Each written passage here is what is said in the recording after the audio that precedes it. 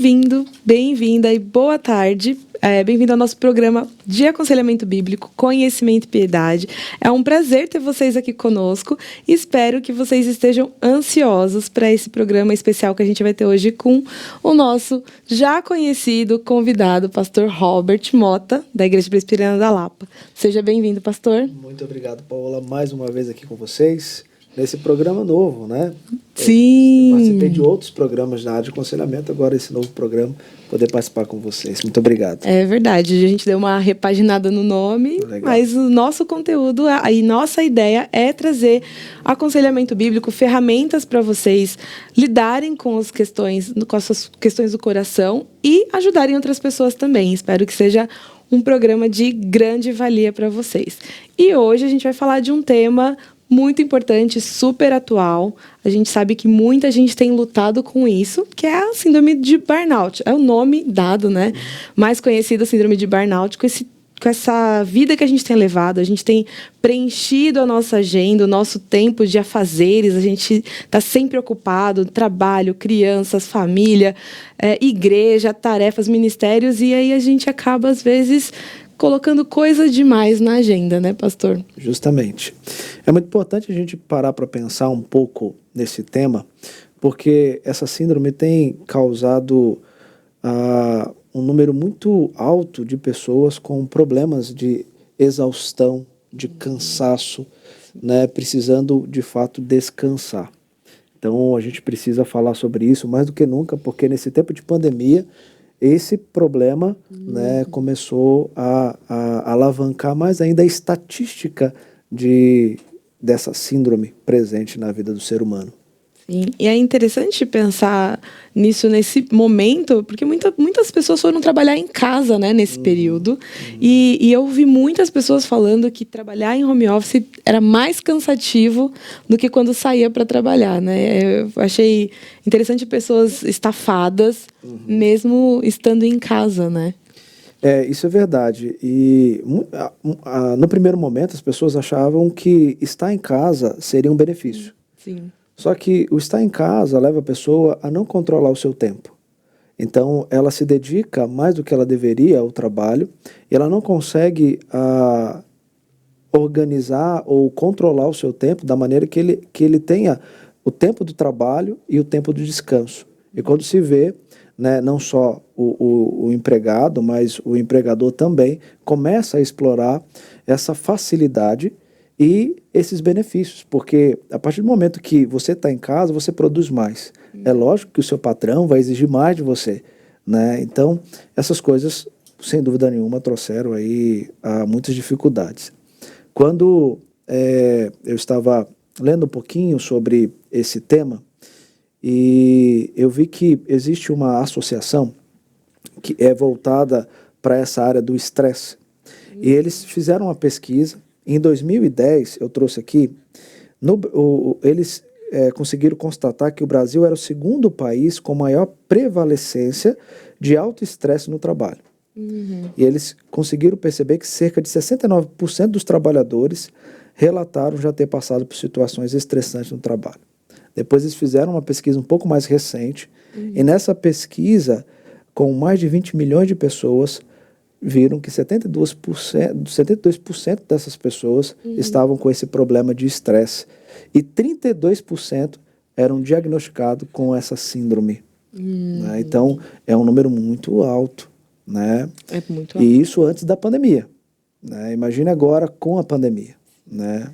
E pastor, para quem ainda está confuso, para quem ainda não entendeu do que a gente está falando, o que é a síndrome de burnout? Certo.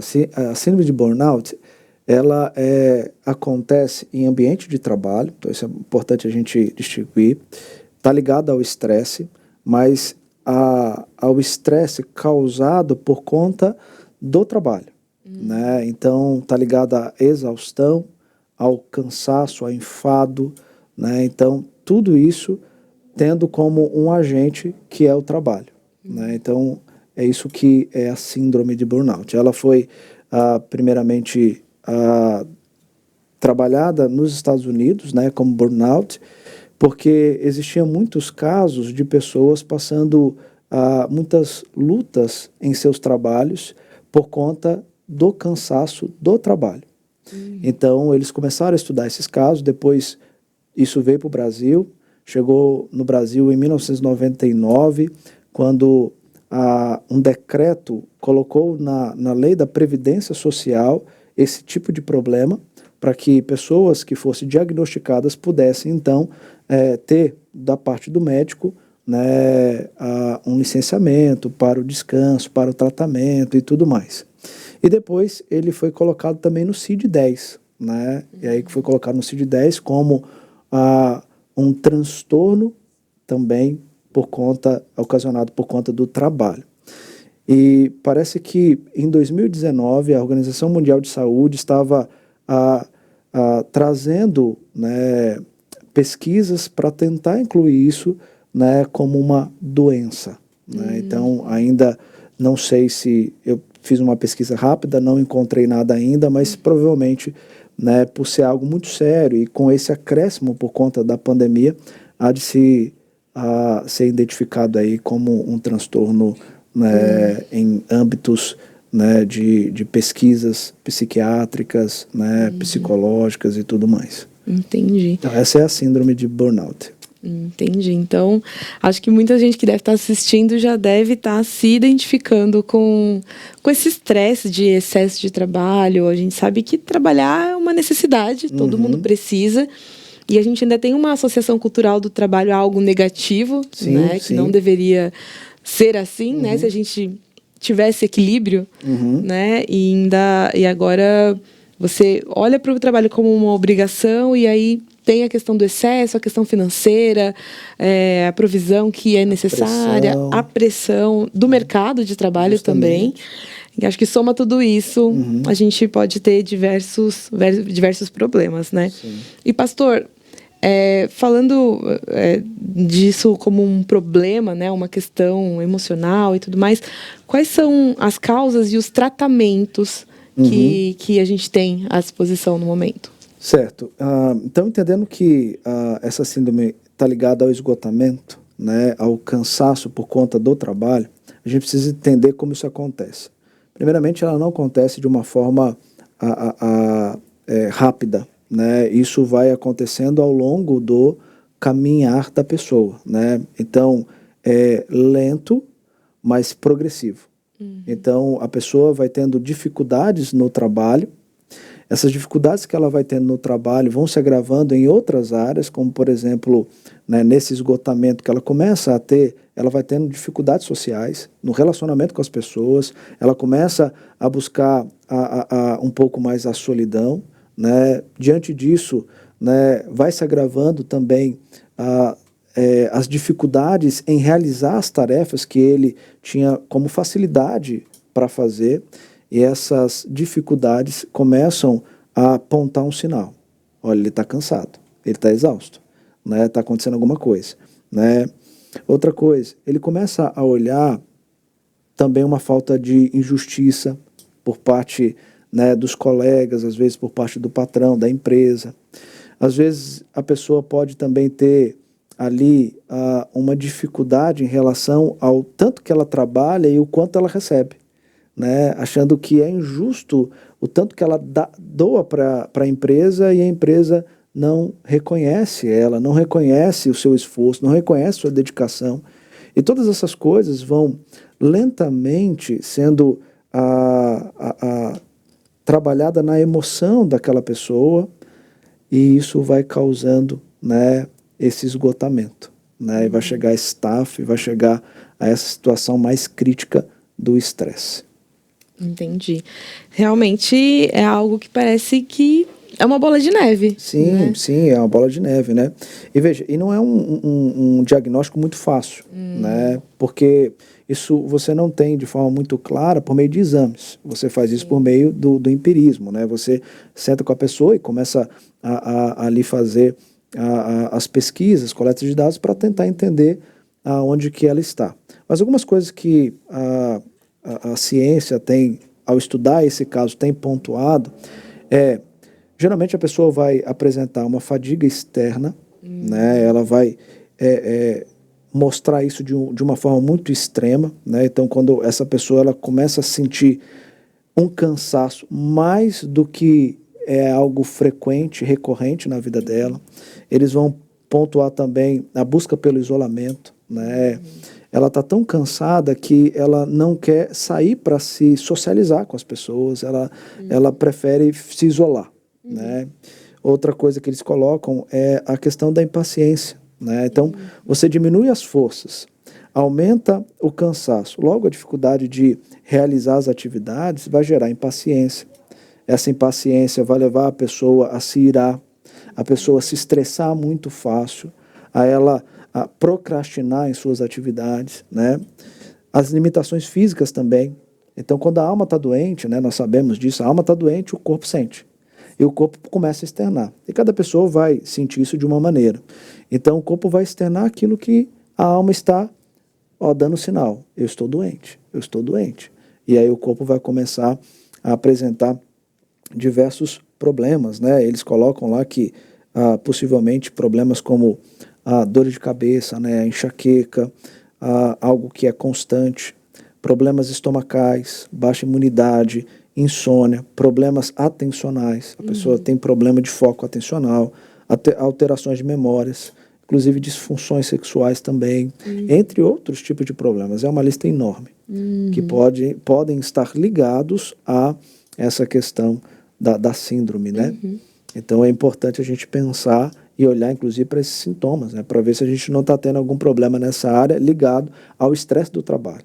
Se isso estiver acontecendo, a gente precisa, então, ligar o sinal vermelho e procurar uma ajuda já, né, para isso.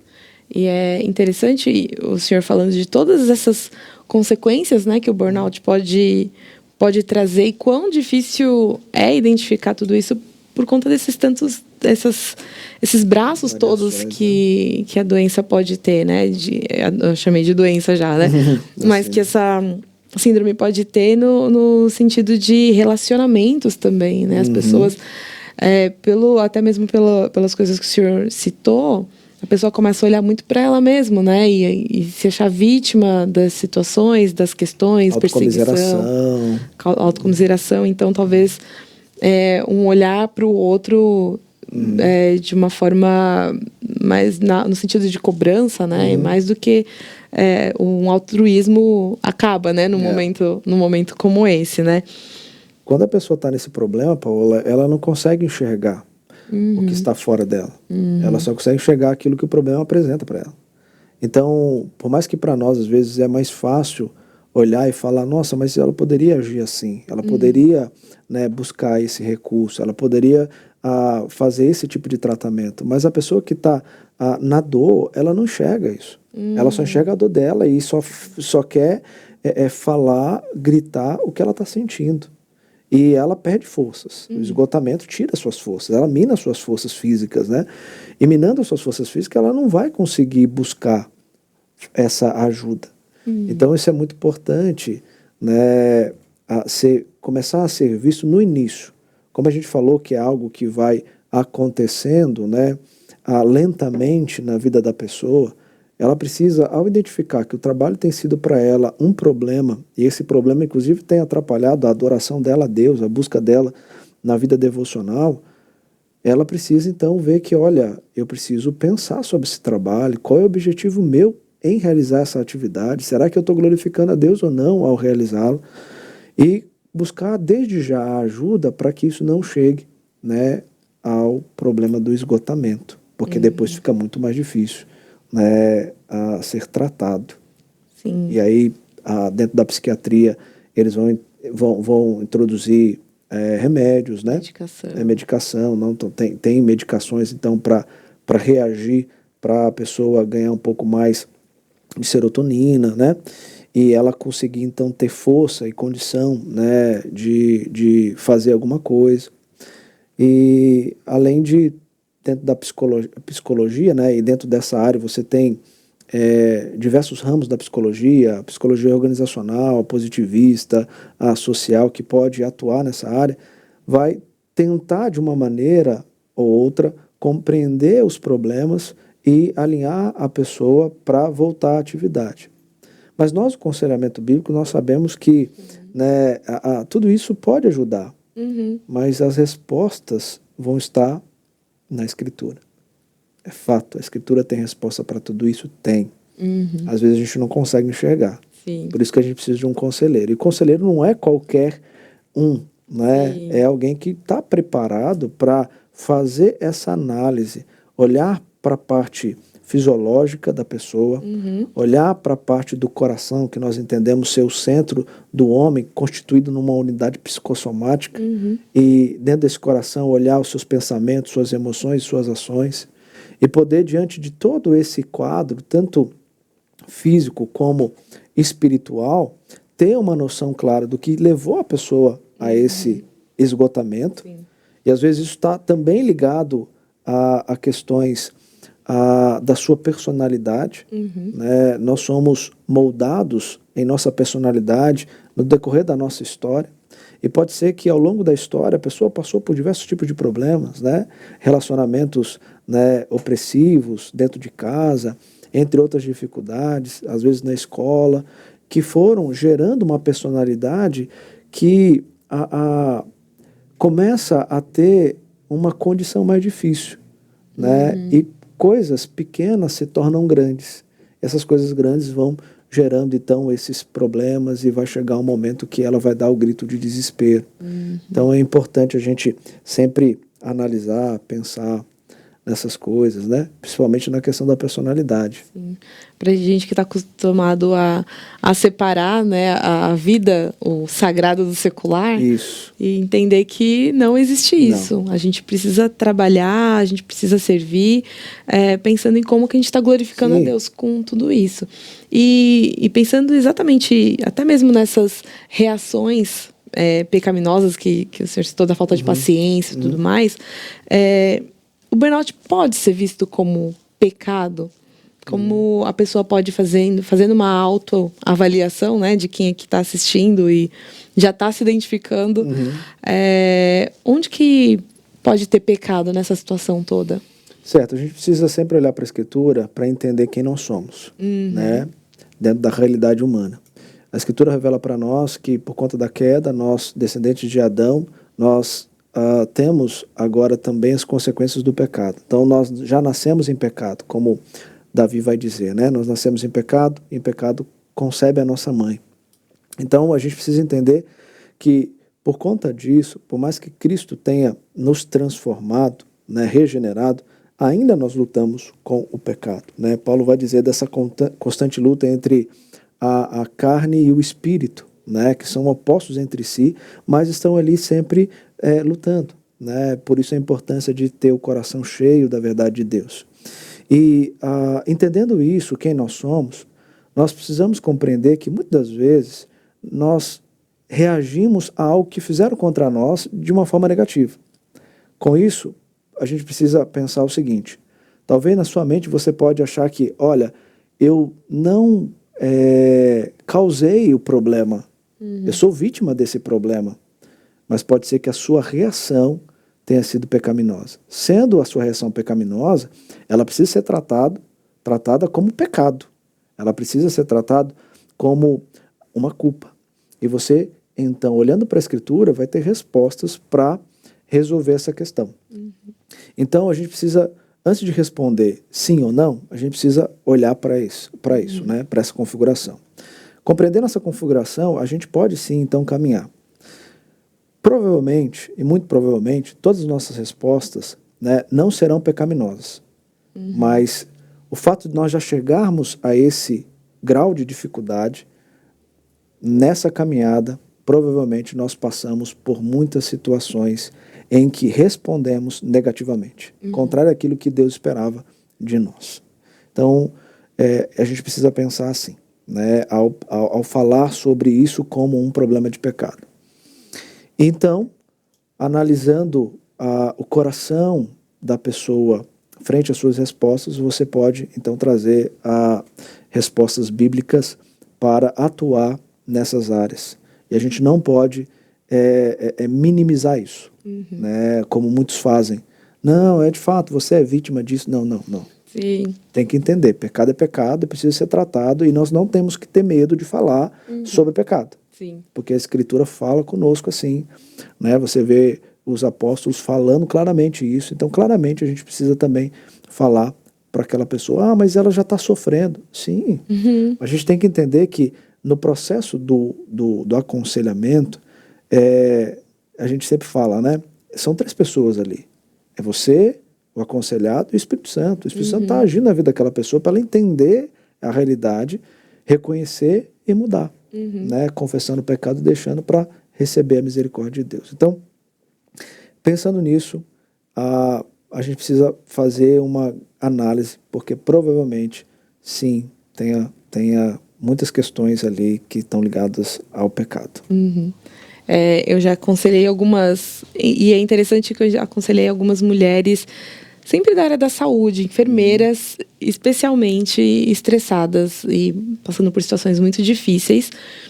E uma coisa que a gente nota muito nesse processo, conversando com elas, caminhando com elas, é um temor de homens no começo do processo. A gente está numa cultura que gosta de demonizar os patrões, né? Sim, sim. Os chefes são horríveis, são os tiranos, eles exigem as empresas, e senão o mercado de trabalho te engole. Mas com as conversas, a gente começa a perceber que sempre tem um comecinho em que ele pede e você não sabe falar não. Daí ele pede mais um pouquinho, você não sabe falar não. E até chegar num quadro que você não consegue sair mais. Exatamente. Você já se tornou viciosa para aquele tipo de trabalho. Então você já não sabe dizer não. Por quê? Porque você alimentou no seu patrão isso. Ele sabe que pode pedir, que você fará. Sim. E aí ele te elogia por conta disso, às vezes, né? E vai alimentando aquele ciclo. Né? Aí chega um momento que ele para de elogiar. E o cansaço vem, porque você está vendo que isso está te prejudicando como um todo. E você falar da questão da enfermeira, é interessante, a gente não pontuou isso, mas geralmente essa síndrome está ligada muito às pessoas, os profissionais que trabalham diretamente com pessoas. Né? Então, enfermeiras ou enfermeiros, bombeiros, né? Salvando vidas, médicos. Então, essas pessoas sempre estão lutando pela vida das outras. E elas têm em suas mãos a responsabilidade da outra pessoa. E se eles não administrarem bem os sentimentos frente a essa profissão, de fato isso vai avançar para um grau de estresse, né, incontrolável. Nossa, verdade, eu tinha pensado nisso, porque acho que vem aquela ideia de que ela tem que estar disponível 24 horas, porque ela lida com outras pessoas. E acho que vem aquela sensação, e se não for eu, não é ninguém. Tem que ser, eu tenho que fazer. Justamente. A gente não coloca nesse mesmo espectro, né, porque pastor não é uma profissão, é um ministério. Mas o ministério pastoral é o mais propício para isso. Sim, era bem essa, a próxima pergunta era exatamente essa. A gente tem ouvido muitos relatos de pastores sérios, obviamente crentes, que lutam com isso, lutando com o burnout, com a estafa, né? E acho que vem aquela sensação de culpa, né? Muito grande, de missionários em campo devem passar muito por isso também, né? Como que eles... por que tantos pastores lidam com isso? Justamente, né? O ministério pastoral, às vezes, ele não é bem visto em sua profundidade. Né? A gente tem um pastor como alguém que é forte espiritualmente, é a pessoa, né, de alto escalão e que tem que estar sempre pronta para tudo que nós precisamos. Né? E aí, às vezes, o pastor ele começa a se colocar em situações críticas, né, dentro de uma oscilação emocional que ele tem que passar. Por exemplo, vai ter dia que o pastor, no mesmo dia, vai ter que celebrar a vida, como também ele vai ter que fazer um ofício fúnebre por conta de alguém que se foi. Então, é um misto, né, que ele tem que viver desses sentimentos. Um dia ele precisa cuidar de um problema muito grave que ele não esperava que aquele irmão estivesse naquela situação, e ele tem que tratar disso com um coração tranquilo, com sabedoria, e às vezes chegar em casa, mesmo diante de toda a situação, e se ver só. Porque ele não pode contar para a esposa, né? Sim. E aí ele busca, então, o refúgio no Senhor, mas e isso é necessário, é importante, mas é necessário também que o pastor tenha amigos no ministério para que ele possa desabafar. Às vezes ele vai encontrar um conselho que o vê apenas como um funcionário. Ele precisa fazer o que a gente manda, mas não encontra no conselho parceiros de ministério. E aí o pastor tem que agregar todas as tarefas ali e fazer tudo aquilo, por quê? Porque ele é pago para isso, né? E às vezes presbíteros têm esse pensamento e cobram isso nesse sentido do pastor. E aí o pastor tem que lidar com críticas por parte do conselho, crítica por parte da família, porque a família está clamando pela presença do pastor, que se doa mais para a igreja do que para eles. Às vezes ele vai ter que lidar com críticas da igreja à família dele, porque muitas das vezes se cria uma expectativa que o pastor, ele é pastor e toda a família também são pastores. A mulher é a pastora e os filhos também, né? E eles não podem errar. O filho de pastor não pode errar. A filha de pastor não pode errar, né? A esposa não. Se a esposa não trabalha, não, ela não pode ser, não é mulher de pastor. Então, veja, ele tem que lidar com tudo isso, né? E fora outros problemas que ele vai enfrentando ao longo da caminhada. Às vezes não consegue dormir direito porque ele tem uma demanda muito grande para preparar estudo bíblico, para preparar sermão, para preparar palestras, para poder estar bem, né, com conhecimento profundo para entregar à congregação aquilo que é bom, aquilo que Deus espera que nós, como ministros do Evangelho, façamos, né? Como Efésios 4 nos ensina.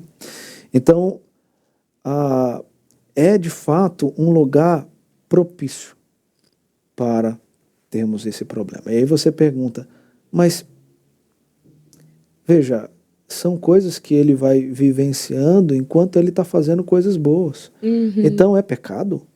Né? Como assim? Né? Mas às vezes pode ser que ao longo da caminhada dele, ele não soube administrar bem o tempo. Às vezes ao longo da caminhada, ele não soube lidar bem com os relacionamentos com a esposa, com os filhos. Às vezes ele tem dificuldade também em lidar com o dia a dia da igreja, com os presbíteros da igreja, na educação e no ensino àqueles irmãos, né? Às vezes por medo, né?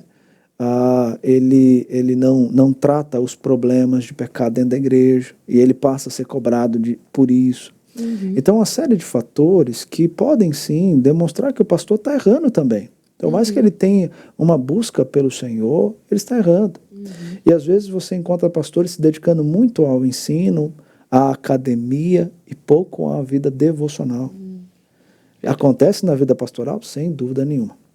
Então, veja, a vida ministerial, a vida do pastor é um local, é um prato cheio, digamos, para essa síndrome, né? Por isso a gente vê muita gente tendo muitos pastores tendo lutas nessa área também. Então, eles precisam de ajuda. Sim, acho que esse olhar da igreja de cobrança para os pastores, né? E aqui a gente tem que convidar muitos pastores, né, para participar. O senhor saiu lá da sua igreja, veio aqui prestar uma ajuda aqui pra gente. E a gente fala com muitos pastores e recebe muitos nãos também. E é muito interessante quando a gente recebe um não, a gente fala assim, poxa vida, não consegue fazer um programa aqui. E o cara cuidando ali da agenda dele, sendo responsável e tudo mais. E a gente percebe essa cobrança geral, né? Como se o pastor tivesse que servir a todos o tempo inteiro. 24 horas 24 horas por dia. E é uma visão muito, muito errada. A igreja acaba muitas vezes sendo cruel com os pastores, né? Sim, sim. E os pastores precisam olhar para isso e ensinar a igreja. Por isso que a Escritura vai ensinar que nós recebemos o dom para equipar a nossa igreja, para que a igreja possa exercer o dom que cada um tem, né? Você tem isso lá em Efésios capítulo 4. E tem pastores também que têm dificuldades em descentralizar. Ele quer centralizar tudo, né? Ele quer estar cuidando de todas as áreas da igreja. E a gente não consegue, né? Pode ser uma igreja pequena, ok, mas uma igreja grande, não.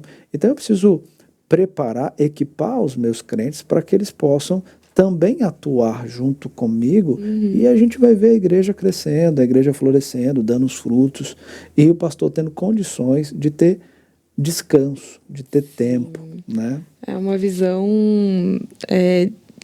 muito complicada. Eu já passei por isso até, não sou pastora, graças a Deus. Mas vive do ministério. Vive do missionária. ministério, mas às vezes a gente tem aquela dificuldade de, pô, ninguém vai fazer tão bem quanto eu. Você não assume, você não fala essa frase, né? Mas essa dificuldade de delegar tem isso, né? Ninguém faz tão bem quanto eu, deixa aqui que eu faço, aí deixa aqui que eu faço. Aí você vai pegando tantas coisas e depois você tá sozinho, né? Você se vê sozinho. É difícil. Alguém comentou aqui, olha... vejo autônomos sem férias e jornadas de 30 meses de férias. Qual a sugestão para tentar fugir disso? Acho que não deve ser 30 meses que ele colocou aqui. Deve ser, vejo autônomos sem férias e jornadas de muitas horas de trabalho, jornadas longas. Qual a sugestão para tentar fugir disso? Autônomo é complicado também, que ele é seu próprio chefe, né? Ele é seu próprio chefe. Então o autônomo tem que... Uma dica é ele fazer cursos na área de finanças, porque o autônomo, como ele recebe dinheiro, às vezes, diariamente, né, ele gasta talvez também diariamente. Então ele precisa saber, né, lidar bem com o seu dinheiro, e isso, a mordomia... a escritura ensina isso, a mordomia nessa área financeira. Então precisa disso para que ele possa ter ali retiradas para investimento, retiradas para ele ter um fluxo de caixa, para quando não tiver o trabalho ele possa usar daquele fluxo para poder passar bem o dia e não ficar desesperado tendo que correr atrás do trabalho, e ao mesmo tempo se programar para ele conseguir ter o tempo de férias, para ele se desligar. Então eu vou financeiramente me preparar do início do ano até outubro, né, buscando então os trabalhos e separando uma quantia para que dessa quantia depois eu possa ficar um mês em descanso com a minha família, né? Então, essa talvez seria uma boa dica para quem é autônomo. A outra coisa é sempre avaliar o coração, né? Avaliar o coração, né? Até que ponto eu não estou exagerando nesse trabalho, né? Até que ponto eu acho que eu preciso ser apenas autônomo e não empregado, né? Então, eu preciso avaliar isso, né? Avaliar o coração para ajudá-lo. Né, a entender a expectativa dele quanto ao trabalho e quanto ao sustento. Né? Então, essas duas coisas precisam ser analisadas. Então, talvez a minha dica, a priori, seria essa. Né? Eu acho que para quem é empresário no Brasil, que é um país bem difícil, né? Essa visão, e acho que está na moda, assim, a gente vê muito no Instagram esses coachings de produtividade e tudo mais. Tomar muito cuidado com isso. Essa ideia de que você tem que produzir muito para crescimento rápido, né? E às vezes a pessoa pode crescer mais lento, lucrar menos no momento para ter esse tempo de descanso, né? E em vez de querer ganhar mais, ganância, tem muita coisa que precisa ser avaliada. Né? Muita coisa. Muita coisa. Inclusive, não sei se vocês já tiveram um programa, então eu indico a fazer um programa nessa área das finanças. Né? Tem uma indicação muito boa de um irmão, que ele é muito bom nessa área, que pode ajudar a trazer, né, um esclarecimento a respeito disso. Ele trabalha essa ideia de finanças para a glória de Deus. Então, legal, porque já queremos, sim. Depois eu falo. A gente já pega o nome dele aqui. E pastor, como que a Bíblia pode alinhar o coração de uma pessoa diagnosticada com síndrome de burnout? Ela entendeu que ela está passando por isso, ela está lutando com isso, ela já, às vezes, já estafou, já foi até parar no hospital. E como que a Bíblia pode ajudar essa pessoa no processo de recuperação? Certo. A sua pergunta já leva para o ponto, né? A Escritura, ela faz o quê? Ela alinha o nosso coração. Né? Então, a gente precisa entender isso. Se a Escritura ela tem essa condição, então eu preciso olhar para ela como resposta para o tratamento.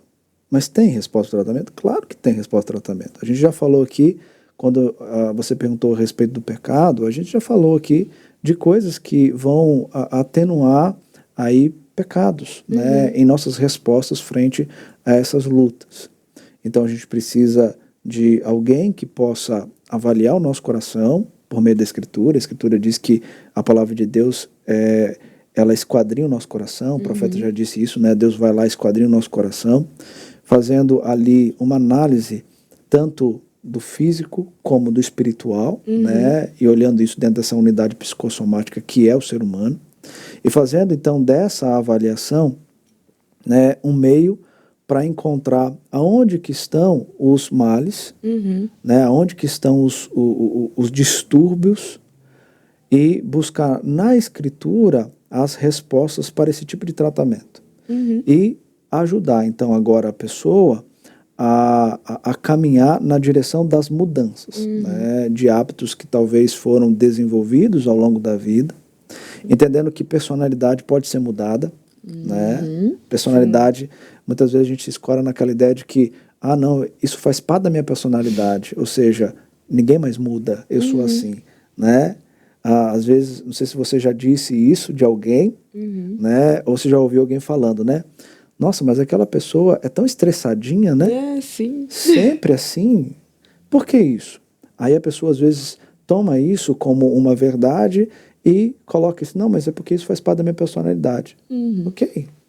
Mas o Deus da nossa transformação é aquele que muda o quê? O nosso coração. Nosso coração. Personalidade de Cristo, agora você tem que ter. Agora, a nossa personalidade, tem até um livro do Dr. Vadislau, né, que é Personalidade Centrada em Deus. Ele trabalha muito esses aspectos. Então, eu preciso agora ter uma personalidade centrada em Deus.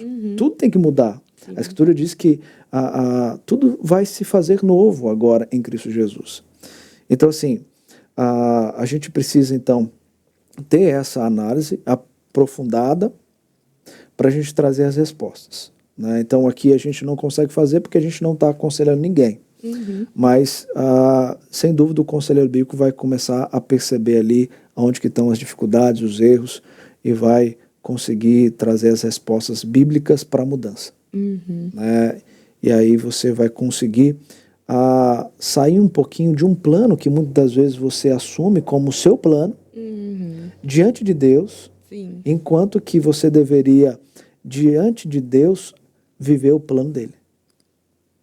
E aí você vai conseguir ter essa análise, para que você saia do seu plano e assuma o plano de Deus e viva para a glória dele no seu trabalho. Afinal de contas, o trabalho foi dado por Deus ao homem como bênção, né? Está lá na queda, Sim. como bênção, para que o homem pudesse trazer o sustento para o seu lar. Então, esse trabalho precisa ser visto dentro da expectativa, dentro da cosmovisão correta, a respeito desse viver diante do plano de Deus. Né? Então, tudo isso é possível ser feito e analisado à luz da Escritura. Né? Porque nós vamos ver pessoas com ira, com solidão, né? Com problemas físicos, que a Escritura tem resposta como sono, né? Problema com sono, né? Pessoas com ansiedade, que pode ser gerado por conta da síndrome, entre outras coisas também. Então a gente pode encontrar e olhar para a Escritura as respostas, né? E aí você tem exemplos bíblicos, né? Vários exemplos bíblicos para poder ajudar. Você tem diversos versículos que vão orientar, alinhar o coração para você viver diante do plano de Deus. Sim. Né?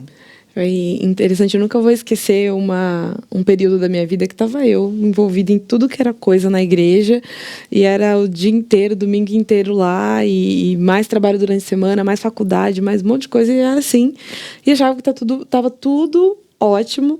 E aí eu tive uma vez uma aula com o reverendo Felipe Fontes no seminário já, no JMC, e ele falou sobre o descanso. E eu percebi que eu me sentia culpada quando não tinha nada para fazer. E ele, né, explicando na aula que o descanso era uma ordenança do Senhor.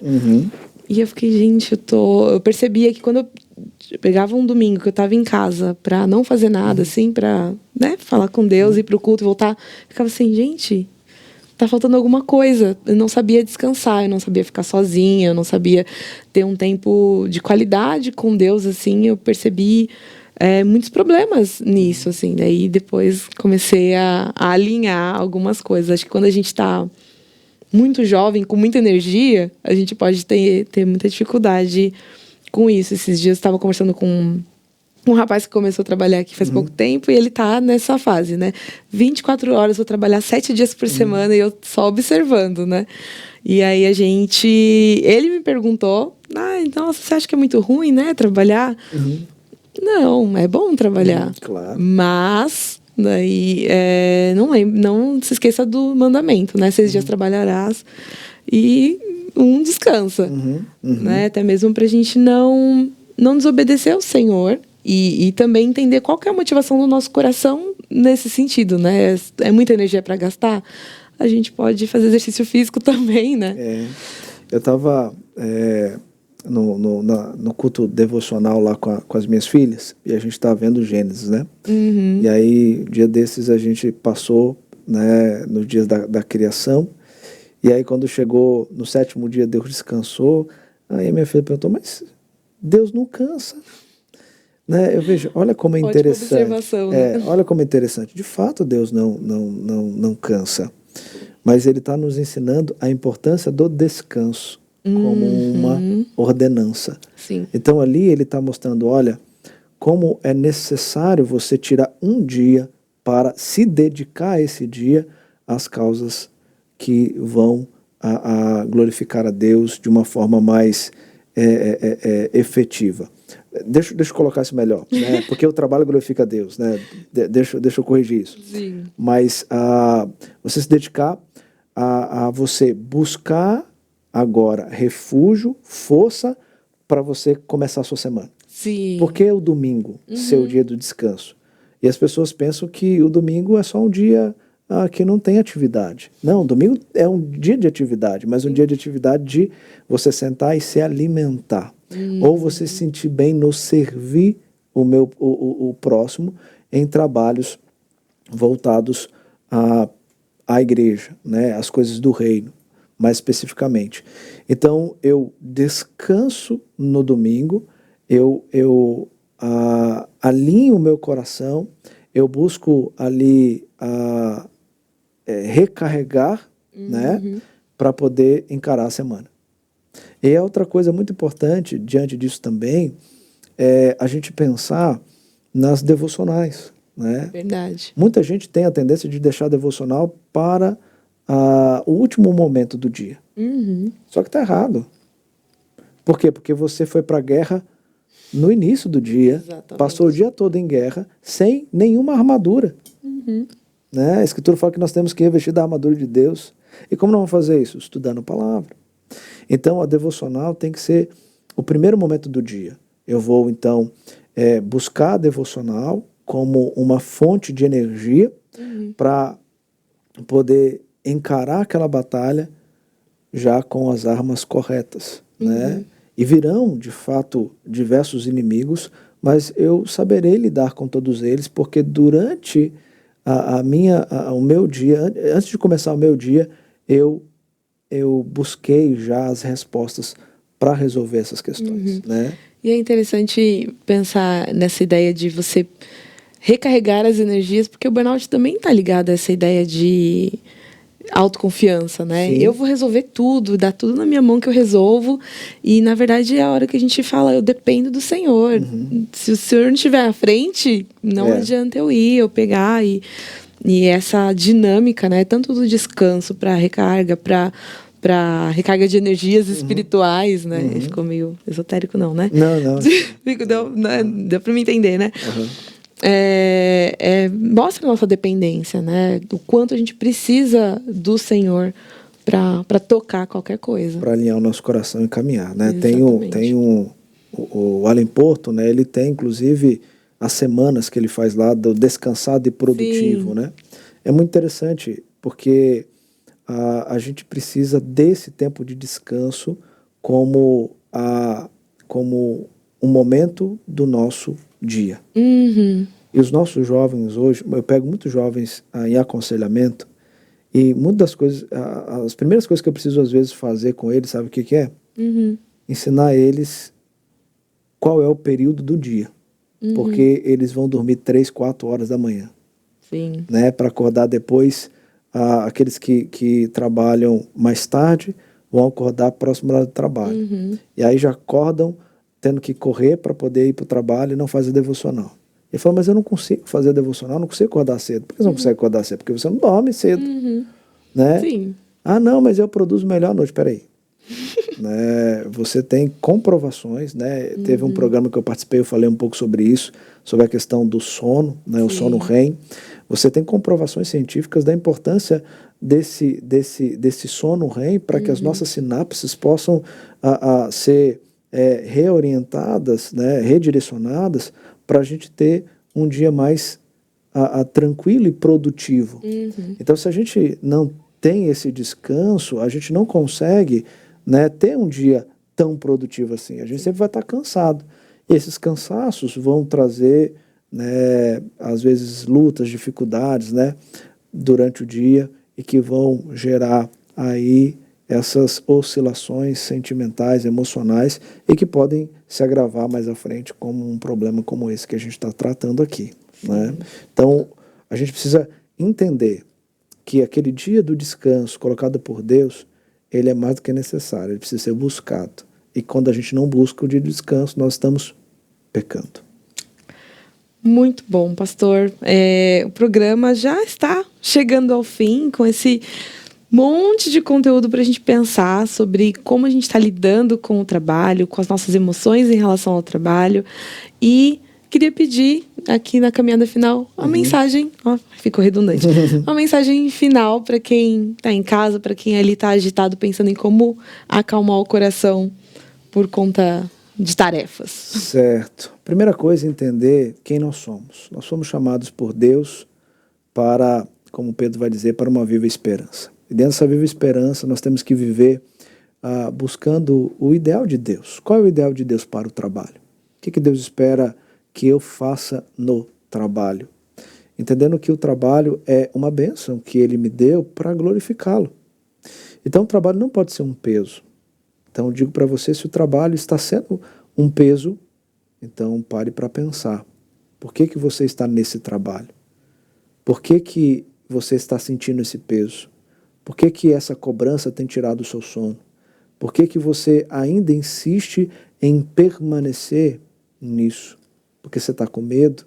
Medo do desemprego? Medo de encarar aí a estatística de mais um que precisa de ajuda financeira porque não tem um trabalho? Ou porque você necessariamente não confia no Deus da tua providência, né? Então, é muito importante a gente entender que nós temos um Deus que cuida de nós, e Ele cuida de nós em todas as nossas necessidades. A partir do momento que nós somos transformados por Cristo Jesus, nós não pertencemos mais a nós mesmos. A Escritura vai dizer que nós pertencemos a Ele. E a partir do momento que nós pertencemos a Ele, nós temos que viver o plano dele, não o nosso plano. E assumir o plano dele é trabalhar com o ideal, com um propósito, né? Não trabalhar só por trabalhar, é viver em família e saber que esse tempo em família é necessário porque você está cumprindo também um objetivo, né? E entender que a comunidade, que é a igreja, foi colocada diante de Deus para que você estivesse nela e usasse dessa comunidade como um meio de suporte. A Escritura vai dizer que aqueles que estão trôpegos na fé, né, você tem ali a igreja para levantá-los, para eles, para te ajudar a caminhar. Então entenda que você não pode ser egoísta, você não pode achar que é o dono do saber ou aquele que tem força em si mesmo para realizar todas as coisas. nós dependemos de Deus. E dependendo de Deus, nós temos que viver diante daquilo que Ele estabelece para nós. Então, avalie o seu coração. Se você não faz devocional, e aí você coloca a culpa no seu tempo, você está em grandes problemas. Porque a Escritura diz que eu preciso remir o meu tempo. A Escritura me ensina a lidar com o meu tempo. Então você precisa entender isso. Se você não está tendo um bom relacionamento com a sua esposa e com seus filhos, opa, peraí, vamos parar. Aí tem problema. Então, olhe para isso. Porque muitas vezes a gente encontra pessoas que estão se enfiando no trabalho para fugir da família. E por isso que nós vimos, né, o grande número de separação nesse período da pandemia. Por quê? Porque o trabalho foi para dentro de casa, você passa a ter que conviver mais tempo com a família.